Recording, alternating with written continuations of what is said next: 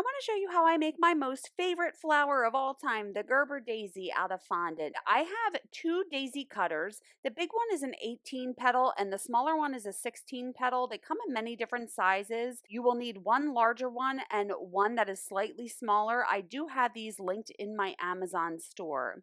And then you'll need this smaller 8 petal cutter. This does come in a plunger cutter now. All of these are actually linked in my Amazon store, so you can go check that out if you want to find these. And then you need a flower center mold. Again, I don't think they make this one anymore, but there are plenty of them available online. Some floral foam and a ball tool, some mini crafting scissors, and I do have Tylose powder mixed into all this fondant. This is marshmallow fondant and a little bit of water. So I'm rolling this fondant out. You can see how thin it is. And I have a little ball of fondant that I'm just pressing into the flower center mold. Super simple. And now I'm using that smaller cutter, and I have to use my Dresden tool to release it, but again, this comes in a plunger right now. And I'm taking my Dresden tool just to lengthen these petals a little bit. You can use a ball tool as well. And I cut a bunch of these out, so I started with 3 of them, but can you see how I'm trying to push the petals out slightly just to lengthen each petal? So as you wrap these around the center, you're going to want them to be a little bit longer. And now look how I'm really pressing down with that Dresden tool. I'm just trying to stretch these out a little bit.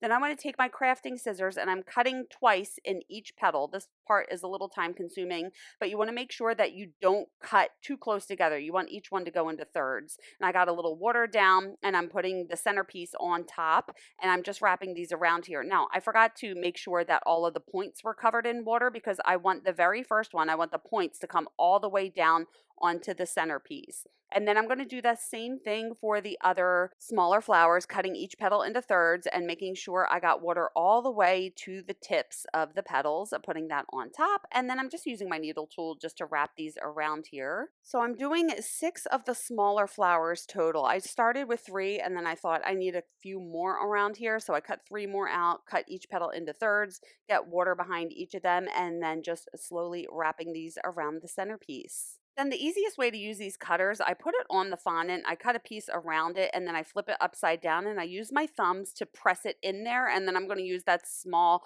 roller just to really cut this out. It's easier to cut it that way, just trust me. I'm pressing it down on the countertop to transfer the little pattern there, and I'm doing the same thing. So I did 2 of the big ones and 1 of the smaller ones. And now I want to thin the petals out, so I put that on the floral foam and I'm taking my ball tool and I'm just going along the very edges of each petal. So the ball tool is half on the floral foam, half on the fondant. And then I'm going to get a little bit of water right in the middle and take that centerpiece and put that right on top. Now I'm going to dry this in a flower forming cup. This way it's not going to dry flat, it will dry with a little curve to it. And I'm going to do the same thing. So I got the larger one and I'm taking my ball tool and I'm just thinning out the edges of each petal.